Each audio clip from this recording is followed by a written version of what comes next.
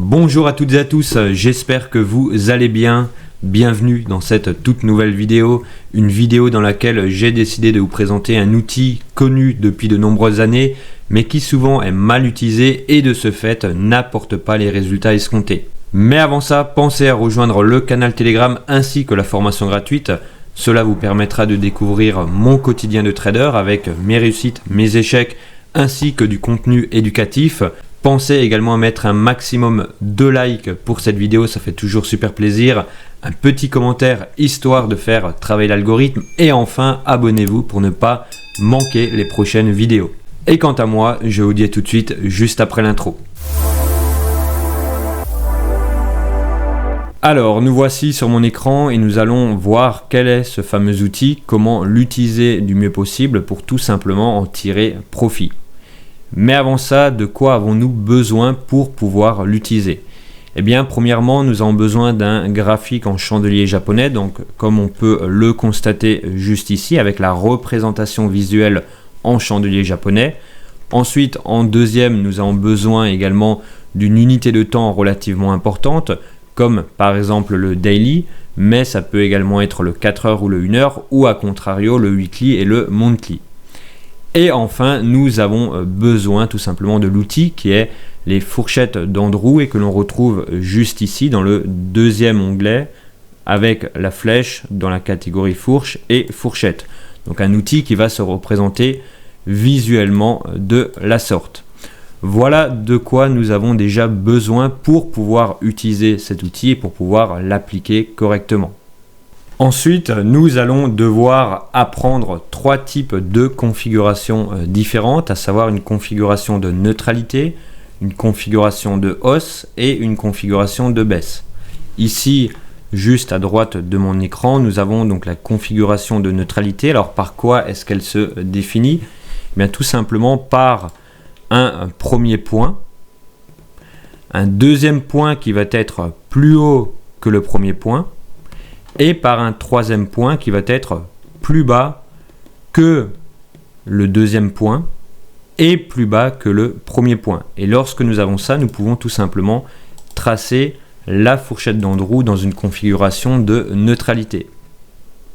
Ensuite, nous avons la configuration de baisse, donc qui se matérialise de la sorte. Un premier point, un deuxième point qui va être plus bas que le premier point, et un troisième point qui va être plus haut que le deuxième point, mais plus bas que le premier point. Et à partir de ce moment-là, on peut tracer notre fourchette d'Andrew dans une configuration baissière. Et enfin, nous avons la troisième et dernière configuration, la configuration de hausse, la configuration haussière, qui va se définir par un premier point, un deuxième point qui va être plus haut que le premier point, et par un troisième point qui va être plus bas que le deuxième point, mais plus haut que le premier point. Et à partir de ce moment-là, on peut tracer la fourchette d'Andrew dans une configuration haussière.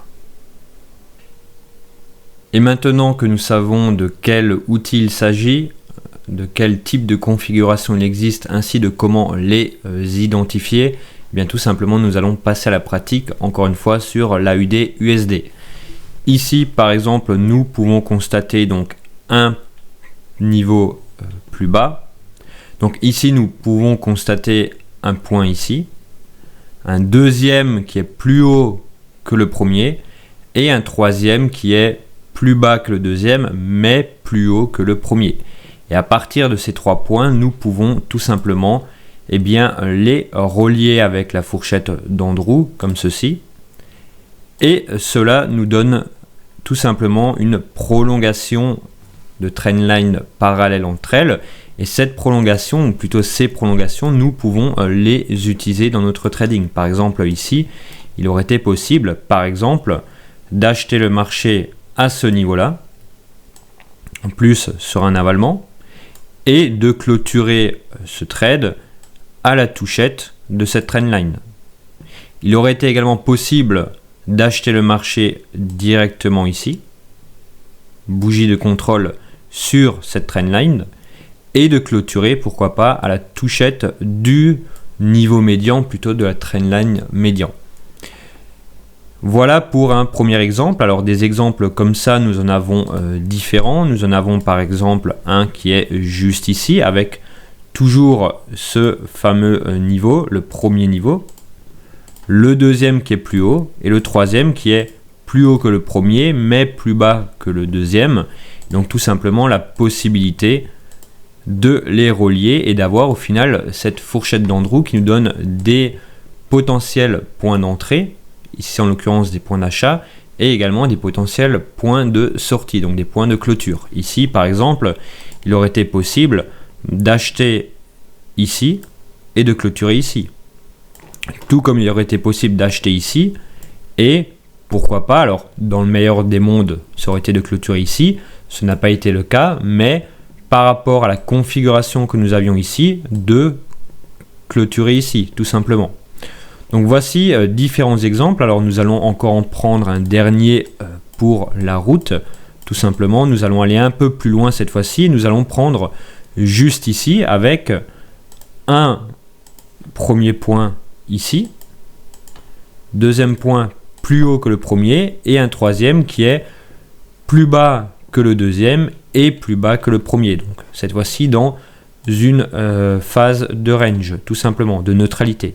Ici, nous pouvons tracer comme ceci, et une fois de plus, on se rend compte qu'il y a différents éléments qui rentrent en jeu, comme par exemple ici la cassure, qui pourrait définir tout simplement ce mouvement baissier, ce mouvement qui est assez directionnel, assez franc à ce niveau-là.